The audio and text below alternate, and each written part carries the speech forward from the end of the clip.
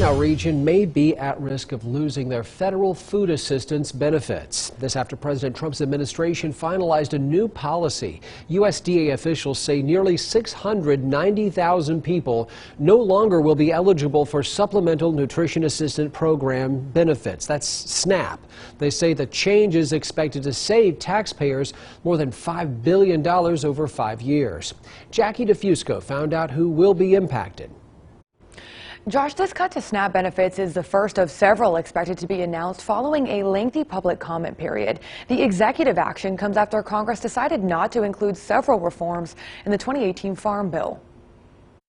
At USDA, we're taking action to reform our SNAP program in order to restore the dignity of work to a sizable segment of our population and be respectful of the taxpayers who fund the program. That's U.S. Agriculture Secretary Sonny Perdue speaking to the press on Wednesday about the first of several anticipated reforms to SNAP benefits. These limits do not apply to children and their parents, those over 50 years old, including the elderly, those with a disability, or pregnant women.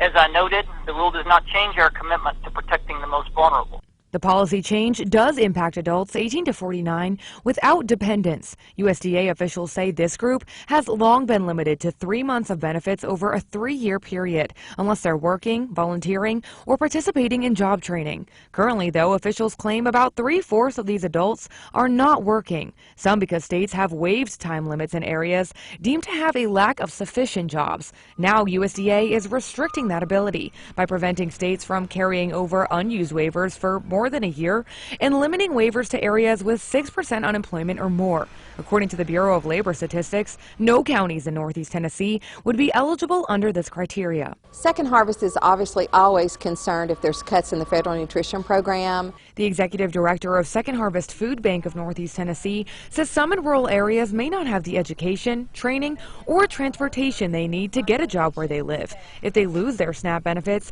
she says they'll likely turn to food pantries for full-time support. We just don't have the resources to be able to do that. Normally what we do is help families and help individuals that need food assistance in an emergency situation. Now, I just recently got a statement from Democratic Virginia Senator Tim Kaine. He denounced the move, saying in part, quote, "One of the richest countries on earth shouldn't be forcing more of its own citizens to go hungry." USDA officials say these new provisions will be implemented by states in 120 days. Josh? All right, Jackie DeFusco, thank you. Two local Republican congressmen who represent our region in Washington, D.C. told News Channel 11 that they support the changes. Tennessee 1st District Congressman Phil Rowe said, quote, "I believe this rule change is a move in the right direction for SNAP to give folks a hand up, not a handout, when they need it most." Virginia 9th District Congressman Morgan Griffith said he supports the intent of the changes the Trump administration is making to the SNAP program. The congressman said he believes they will promote accountability with taxpayer dollars while helping SNAP recipients. You can read the full quotes from both lawmakers posted on WJHL.com.